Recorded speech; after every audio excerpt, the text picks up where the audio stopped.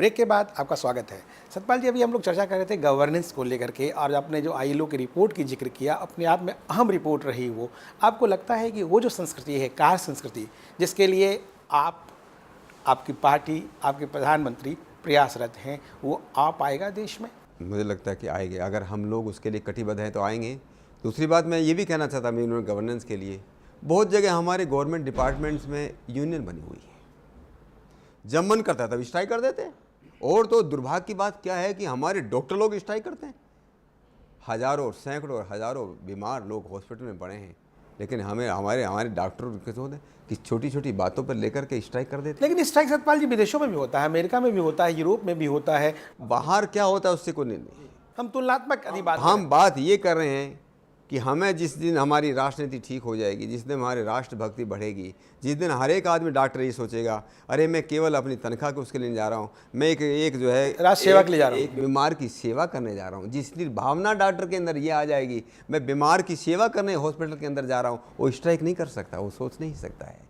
जिस दिन लोग ये सोचेंगे अरे मुझे लोगों को बिजली देनी है, वो बिजली वाला स्ट्राइक नहीं करेगा। जिस दिन बैंक वाला ये सोचेगा अरे ये बैंक में राष्ट्र के लिए है, उस दिन बैंक वाला जो अपनी तनख्वाह बढ़ाने के लिए स्ट्राइक नहीं करेगा। ये भावना भरने की ज़रूरत है, इस पर अनुशासन लाने की ज़रूरत है, इस पर शासन लाने की ज़रूरत है, इस पर कड़क होकर के बहुत ही जो है जिसको कहते हैं गंभीरता से गवर्नमेंट को, सरकार को इस प्रकार के नियम कायदे बनाने की ज़रूरत है। इसका मतलब जो पिछली कांग्रेस की सरकार थी वो कहीं न कहीं सही थी। जो श्रम सुधार की बात आई थी, और श्रमिकों को जितना ज़्यादा से ज़्यादा अंकुश लगाया जाए, मिनिमम पे करके के मैक्सिमम उनसे उत्पाद निकाला जाए, आप उसका समर्थक हैं? देखिए, मैं ऐसा नहीं कहता हूँ।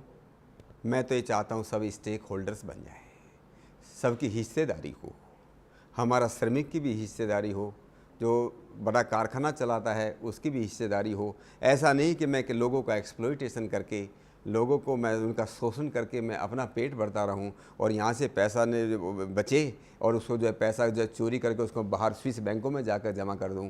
ऐसा नहीं। मैं चाहता हूँ अगर श्रमिक लोग हमारे मेहनत करते हैं, मजदूर लोग मेहनत करते हैं, उनको भी उनका हिस्सा मिले। केवल मात्र उनका सोच इस बात से नहीं कि उनको न्यूनतम वेतन दिया जाए, ज़्यादा से ज़्यादा काम लिया जाए, इस बात का मैं जो है पक्ष धरने। तो इसको संतुलन कहीं न कहीं करना, इसका संतुलन करने की ज़रूरत है। क्योंकि श्रमिक सुधार जो है पिछले 10 वर्षों से बात चल रही है। जब से पूर्व प्रधानमंत्री मनमोहन सिंह 1991 के बाद मैंने कई कवरेज किया, कई उनके साक्षात्कार किए, तो उदारीकरण का जो दौर चला देश में, उसके कई अच्छाइयाँ भी दिखने को मिली, कई बुराइयां भी देखने को मिली। लेकिन जो श्रमिक सुधार की जो बात आप कह रहे हैं, ये भी एक पहल करने की ज़रूरत है श्रमिकों के हित में, साथ साथ राष्ट्र हित में। तो उसके लिए आपकी तरफ से क्या पहल होगी? मुझे लगता है कि हमारी सरकार निश्चित रूप से बात, अगर आपने ध्यान से सुना होगा, हमारे माननीय प्रधानमंत्री जी ने बात कही थी कि सबकी हिस्सेदारी होनी चाहिए, सब स्टेक होल्डर्स बन करके देश के लिए, इस राष्ट्र के लिए काम करें। और मेरा पूरा विश्वास है कि हमारा जो श्रम मंत्रालय है वो निश्चित रूप से इस क्षेत्र में पहल करेगा और हम लोग संसद में इस बात के लिए ज़रूर जोर लगाएंगे कि इस प्रकार की श्रमिक सुधार की योजना इस देश में बने। आपने भी बात में बात कही कि विदेशियों में काला धन एक मुद्दा रहा भाजपा का, चुनाव के पहले, चुनाव के बाद उस पर कई तरह की कोशिशें दिखाई पड़ रही हैं। लगता है कुछ न कुछ आएगा। आपको लगता है एक लोकप्रिय, एक सीजन्ड, एक ईमानदार पुलिस ऑफिसर होने के नाते आपने जो देश की व्यवस्था को देखा है, समझा है, जाना है, आपको लगता है काला धन आ पाएगा देश में वापस जो गया हुआ यहाँ से? देखिए, सबसे पहले जब भारतीय जनता पार्टी की सरकार बनी, सबसे पहले कैबिनेट की जो मीटिंग हुई, सबसे पहला जो उसमें निर्णय हुआ वो यही हुआ कि किस प्रकार से इस काले धन को बाहर से, विदेशों से वापस कैसे लाया जाए। उसके लिए एसआईटी बनी, जो सुप्रीम कोर्ट के कहने के बाद भी 3 वर्ष तक पिछली सरकार में ये पड़ा रहा निर्णय होने के लिए, उस सबसे पहले निर्णय किया गया। और मेरा और आपने शायद पल पेपर के अंदर पढ़ा होगा, कल ही ये बात G20 के अंदर, जो G20 हमारे देश हैं, उनमें जो ये बात आई है कि हम एक्सचेंज ऑफ इंफॉर्मेशन करेंगे। जो लोग जो टैक्स इवेजन करते हैं और विदेशों में जाकर के पैसा जमा करते हैं, उस बात को भारत को दूसरे देश के साथ हम उसको आदान प्रदान करेंगे। आज भी आपने पेपर के अंदर आया है, इससे अपने को बड़ा फ़ायदा होगा। जो बाहर हमारा विदेशी धन पड़ा है, विदेश में अपना धन पड़ा है, उसको लाने में निश्चित रूप से हमको जो है एक मदद मिलेगी। आपने बहुत अच्छी बात कही कि G20 का रिजोल्यूशन है, कैबिनेट का भी रिजोल्यूशन है, प्रक्रिया दिखाई जा रही है, लेकिन जो धरातल पे है, जो मेरे पास जानकारी है, जो मैंने देखा है, समझा है, जाना है, चाहे वो स्विस बैंक की बात करें या प्राइवेट विदेशी बैंकों की बात करें, ऐसे सैकड़ों बैंक हैं स्विट्ज़रलैंड और यूरोपियन कंट्रीज़ में।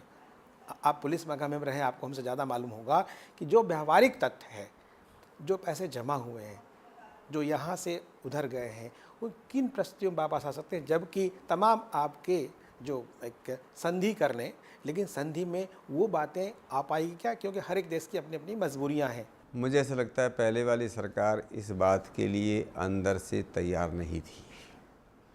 उन्हें इस बात का डर था। सूची आई थी, आपको याद हो, प्रणब मुखर्जी वित्त मंत्री थे, उन्होंने कहा था मेरे पास सूची आ चुकी है, 50 लोगों के नाम है, कभी उन्होंने 100 लोगों के नाम कभी उन्होंने डिक्लेयर नहीं किया। वही मैं आपको कह रहा हूँ, उन लोगों को भी ये बात मालूम थी कि उनके भी कुछ लोग जो वरिष्ठ लोग हैं, उनके भी खाते बाहर हैं, और इसलिए पहले वाली सरकार उसमें बीजेपी के भी लोग थे कुछ।